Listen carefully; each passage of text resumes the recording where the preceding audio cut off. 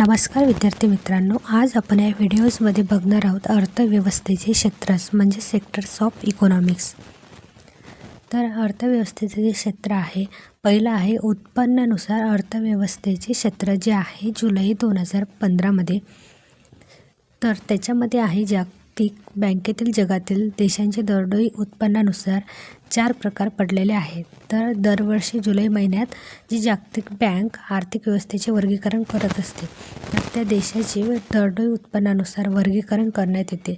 वर्ष 2014 वर्षाच्या तुलनेत वर्ष 2015 मध्ये काही परिवर्तन पाहायला मिळतात। जसे उदाहरणार्थ रशिया, चिली, उरुग्वे या देशाचा समावेश आता उच्च दरडोई उत्पन्न व्यवस्थेत झाला आहे। दुसरा आहे व्यवसायानुसार अर्थव्यवस्थेचे क्षेत्र। ते आहेत 3 क्षेत्र, तर त्याच्यामध्ये एक एक करून आता बघूया। पहिला आहे प्राथमिक क्षेत्र म्हणजे प्रायमरी सेक्टर।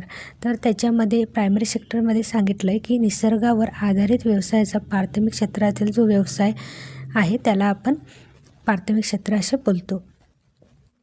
तर या क्षेत्रामध्ये कृषी, नैसर्गिक साधनसंपत्ती व संलग्न व्यवसायाचा समावेश होतो। जसे उदाहरणार्थ शेती, पशुपालन, मत्स्यपालन याप्रमाणे। आता प्राथमिक क्षेत्रास कृषी व संलग्न क्षेत्र म्हणजे ॲग्रिकल्चर अँड इट्स ॲलिड सेक्टर असेही म्हटले जाते। आता बघूया द्वितीय क्षेत्र सेकंडरी सेक्टर।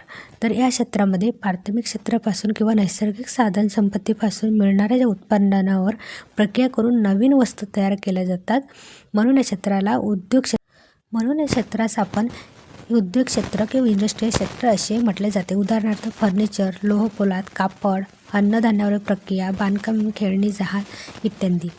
आता बघूया तृतीय जे क्षेत्र आहे ते बघूया। या क्षेत्रामध्ये प्राथमिक व द्वितीय क्षेत्राशी संबंधित विविध आर्थिक घटकांचा समावेश होतो, त्यामुळे या क्षेत्राला सेवा क्षेत्र म्हणजे सर्व्हिस सेक्टर असे संबोधले जाते। या बौद्धिक ज्ञानाशी संबंधित व्यवसाय, संशोधन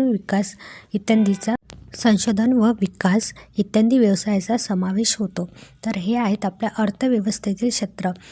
ते आहेत 2 उत्पन्नानुसार अर्थव्यवस्थेचे क्षेत्र आणि दुसरं आहे व्यवसायानुसार अर्थव्यवस्थेचे क्षेत्र।